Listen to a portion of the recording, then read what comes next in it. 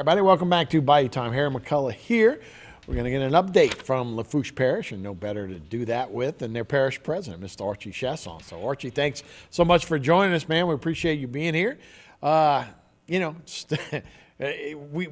this continuous little loop of, hey, tell us what's happening after the storm. But, we come out of COVID, we go into the storm, and it seems like we're trying to dig our way out. But how's the parish doing as we're now, probably about 140 days from the storm now?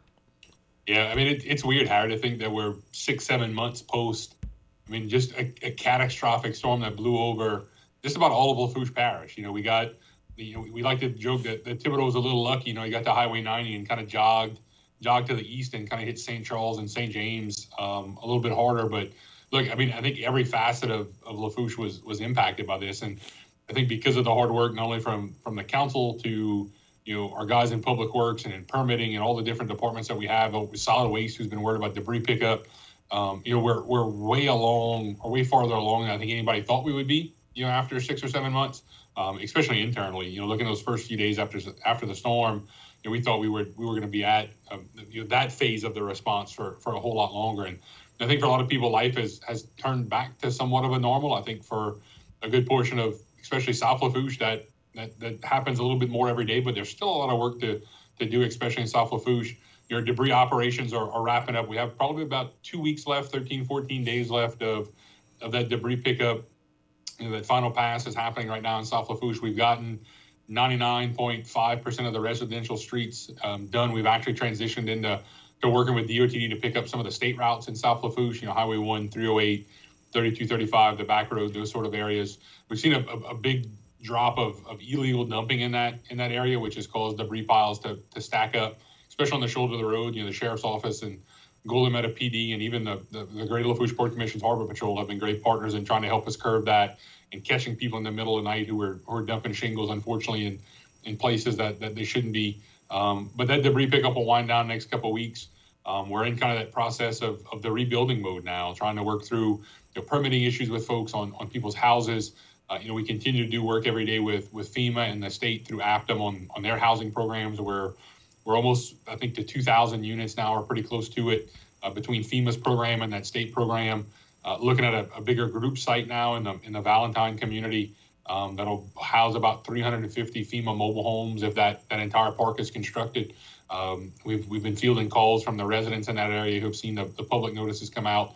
FEMA will actually be at our council meeting in 2 weeks, the March 22nd council meeting, to do a presentation about that group site, the environmental reviews, things they've had to do to work through that process. There's still some dealings we have to work out. They're still working with the landowner on some items. So there's no green light on that project yet, but we're trying to get all of our ducks in a row, and hopefully that'll happen. And it'll be to house, another 350 of our residents who are still needing some housing. But I think we're getting there. Now we're in that rebuilding mode, trying to put our pump stations back together, trying to put our buildings back together, trying to put our recreational complexes back together, especially our light poles, as people want to start to play baseball and our kids want to have a summer rec program as we get into that time, all knowing that we're less than 100 days from hurricane season again. And while June and early July are typically pretty quiet, August, September is that hot time frame for us. We want to have things in place. We want to make sure our pumping capacity is there. We want to make sure we finish hitting all the drainage ditches and the outfall canals from trees that may have fallen in from Ida. So our guys in public works are still doing that every day. Our engineers are working very hard to get these pump stations and some of these projects ready to go and assessments done, bringing in portable pumping capacity in some cases, so we know we have the right adequate steps, gearing up for that hurricane season. And I always say, Harry, that the June 1st date is just another date on the calendar for us. We don't start worrying about hurricane season on June 1st. It's something that we've actually worried about every day since August 29th of 2021, knowing that it was going to be here before we know it, and we're knocking on that doorstep again. So still a lot of work to do, but I think we're making some pretty good progress for, and I hate to say it this way, but for as fast as government moves, I think we're doing some good things. Yeah, and that's you talking about over 2,000 people that are in portable housing now, and you said another 350 in the Valentine area. Is that, are we still having people that just need places to go? I mean, obviously there's a need there, huh? Yeah, I think their projection is about 2,500 residents that we're going to shelter overall. So I'll say half of the way there. But what we're seeing is we see that number grow by 2 to 4 people every day, because what's happening is now that insurance adjusters are finishing up their process. You may get to you're living your life, right, and all of a sudden now your insurance adjuster came back and your house has to be gutted. Right. Well, now you qualify for that FEMA housing assistance. So you may have been living in somewhere or living with family and friends waiting for FEMA to finally process your application. So there's a multitude of factors that go into that. But yeah, housing is still a tremendous need, and I think if President Dove would say the same thing over in Terrebonne, and hell, I think even to this day, probably at Lake Charles, they would probably tell you housing is still somewhat of an issue. So it's going to be a very long-term process. Those FEMA housing units that program is only good for 18 months. They do a lot of inspections to make sure that you're rebuilding or trying to find some other suitable place to live in that 18-month period. So it's not a permanent solution by no means, but it's something that is still a critical need for us here in Lafourche. No doubt about that. So got about 30 seconds left in this segment. What about tonight? You got a council meeting tonight. Anything breaking that we need to know about there? Not really. We have we're going to have a huge discussion tonight about speed bumps and traffic calming devices on some streets in the racing community based on some traffic studies the sheriff has done for us, but nothing earth shattering. I think the bigger fun is going to be on the March 22nd meeting when FEMA comes and we really dive into this housing complex issue in Valentine and beyond to see what that future holds for us. A lot of stuff going on, and as we transition, we were talking about Ida, and we have been since August 29th. As we transition, it does seem like people want to get back out there and start living their lives again. And finally, we're out of COVID for the last couple of years. I know we hadn't had a St. Patty's Day festival downtown, and that's since 2019. That'll be happening this weekend. So recreation, those kind of things, all kind of coming back to normal a little bit in Lafourche Parish. Yeah, Harry, it's been a good transition now to get out of kind of Hurricane Ida mode. And while we're still dealing with those housing issues and everything we just talked about, it's good to kind of get back to normal. We had a great Mardi Gras carnival season over the course of a couple of weeks.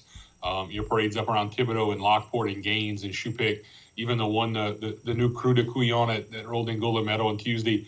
I rode with that crew through the streets of Golden Meadow, and it was awesome to see everybody along the parade routes and the kids in the back of pickup trucks. And, seeing that happen, seeing La Fête du Monde, which we here locally know as the Lockport Fair, that's coming up in April. That's going to happen at the Central Market Pavilion by Highway 90. Seeing those things come back to fruition is awesome. We've seen a bunch of livestock shows happen with our 4-H kids over the course of the last couple of weeks, not only here locally, but up in Gonzales, and I think the state fair is coming up in Shreveport, and a huge contingent of people that went over to Houston for the Houston Rodeo last weekend and livestock show there. So we're slowly getting back to normal, and we're transitioning that, and while we're still thinking about hurricane season, about our summer rec programs. Not only the ones that we do internally with our recreation districts across Lafourche, but last summer was we kind of debuted a couple of new sports camps. One was an esports camp at Nichols for kids who were interested in the gaming community and competitive gaming, and we ran that for a week with about 25 kids, I think, with the help of Councilman Adams from the 6th Ward area, Dr. Clune over at Nichols and their staff, and brought these kids in. Not only talked about competitive gaming and how you can play video games, but talked about coding and computer programming in case they were interested in actually building those video games. We also had them talk about nutrition. We brought in some folks from LSU and dietetics because, we don't want these kids just eating Doritos and Snicker bars all summer on the sofa playing video games.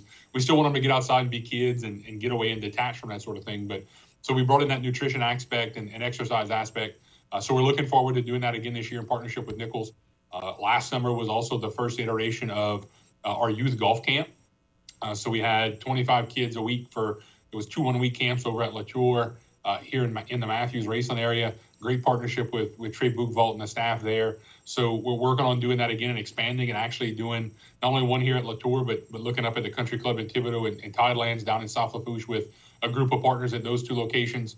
And not only opening up for kids who want to play golf, but the interesting part of last year was opening it up to those lower moderate income kids at our Reverend Wallace Center and the Beyond the Bell program that we have with our programs internally in Lafourche, but also the High Five group up in Thibodaux, which is a similar program that's sponsored by the DA and the Chief of Police Brian Zarang and JT, who's the athletic director over at Nichols, are all part of that board of directors. And bringing those kids in and giving them something, a sport that they may not used to be in play, and letting them see a golf course for the first time and exposing them to things outside of their community. So it was a great success and something we're looking forward to doing this year as well. we're trying to rework our 2022 budget numbers. Assessor Thibodeau has kind of wrapped up her reassessment process and has been traveling across Lafourche talking about how that process worked and what those revenue losses or gains, in most cases losses, are going to look like. So we're reworking that budget, but from a recreational facility perspective, we're looking forward to doing some more turf fields up in Thibodeau in concert with the city of Thibodeau, but also looking at turfing a field each on La Rose and Golden Meadow at both of those parks that are heavily used by our youth in their recreation sports. This will be the first iteration, and we're going to turf a field a year in both La Rose and Golden Meadow until we turf all of their fields for them down there to give those kids that more competitive aspect, hopefully draw some interest in the playing there and bringing some more folks into Lafourche.